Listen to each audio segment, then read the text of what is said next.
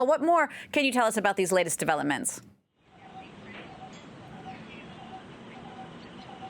Well, first of all, let's remind our audiences that this is the first time since the war with Pakistan in 1971 that India has crossed over into Pakistani territory to conduct airstrikes. Usually skirmishes around the line of control, which is the de facto border for Pakistan and India, is not uncommon, but strikes of this nature are extremely rare.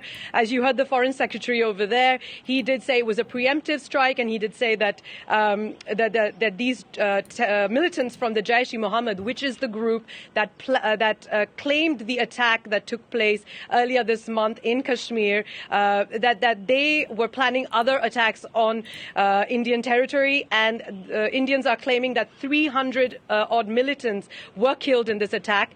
Pakistan, on the other hand, is downplaying this attack. They're saying that there was no damage from these airstrikes, there were no casualties.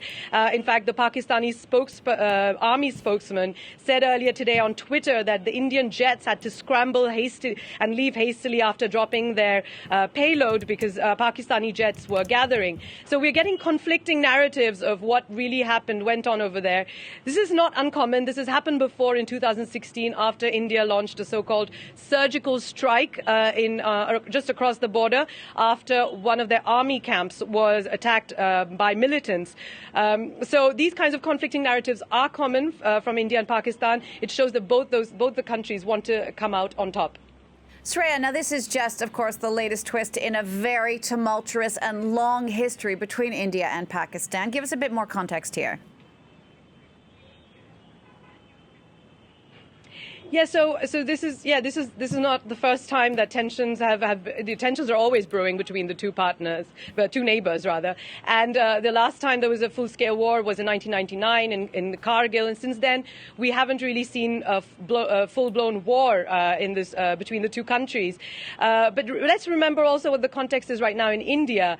There are elections coming up in a couple of months. Prime Minister Narendra Modi has been under tremendous pressure to respond to the attack that claimed the lives of 44 people in Kashmir, in one of the deadliest attacks in Kashmir in decades. So people have been congratulating him.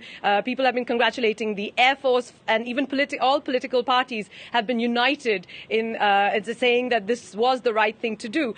But what's worrying now is Pakistan will probably respond to this. Prime Minister Imran Khan last week did say that if India did target Pakistan, the country would retaliate, and we don't know what that response will be, but it's certainly worrying, this escalation of tensions, because remember, both those countries are nuclear powers. Shreya, thank you so much for that. That's Shreya Banerjee reporting for us from New Delhi.